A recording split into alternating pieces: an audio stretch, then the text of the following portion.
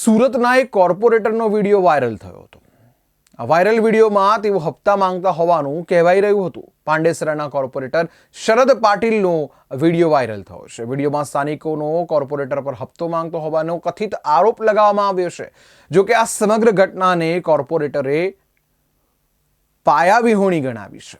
Media સાથે વાત કરતા કોર્પોરેટરે જણાવ્યું કે આ ખોટી વાત છે. હું તો રાઉન્ડ પર ગયો હતો. રસ્તાનું કામ મંજૂર થતાં હું સોસાયટીના લોકોને કહેવા ગયો હતો.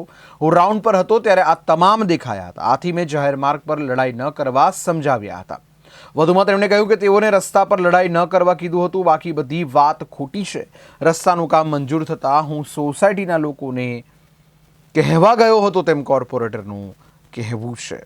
હું શરદભાઈ પાટીલ, કોર્પોરેટર વોર્ડ નંબર 28. ગઈકાલે એક વિડીયો વાયરલ થયો છે, પરંતુ વસ્તુસ્થિતિ એની જુદી છે. આજે સુરત મહાનગરપાલિકાની સામાન્ય સભા છે, જેમાં હીરાનગરનું રસ્તાનું કામ લેવામાં આવ્યું છે એજન્ડામાં, અને હું રાઉન્ડ પર હતો અને હીરાનગરના જનતા જનાર્દન અને મારા કાર્યકર્તાને મળવા ગયો હતો. સ્વાભાવિક છે, કાર્યકર્તાઓને અપેક્ષા એક પછી એક કામ કેવા કરે, એટલે એમને બીજું એક કામ કીધું કે સાહેબ આ રસ્તા પર દબાણ કરે છે અને અમને જવા આવવામાં રસ્તો રહેતો નથી.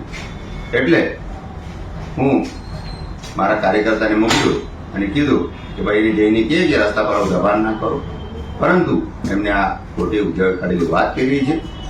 એટલે આ વાહિયાત તદ્દન વાહિયાત અને ખોટી વાત છે. મેં મારા વિડીયો સાથે એજન્ડાની કોપી પણ આપી છે. ભારત માતા કી જય. જય શ્રી રામ.